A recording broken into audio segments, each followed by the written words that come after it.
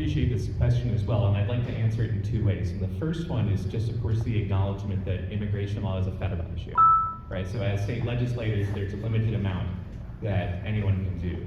That said, I do also want to point out, I'm very familiar with the legislation that Mr. Albers is talking about, that is as awful as what happened to 𝘠𝘮𝘮𝘪𝘮 is, the legislation that was passed would not have prevented it.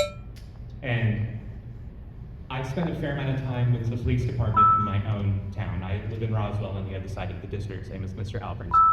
And I'm a volunteer in that police department. And one of the things that regularly comes out of that police department, or even the sheriff's associations here in the state, is that they do cooperate with ICE as much as they are required to within the context of the law. Some of them do it more, some of them are more proactive than others, some of them follow the letter. It's within those individual departments based a lot on funding, resourcing, and their limitations on the ground, right?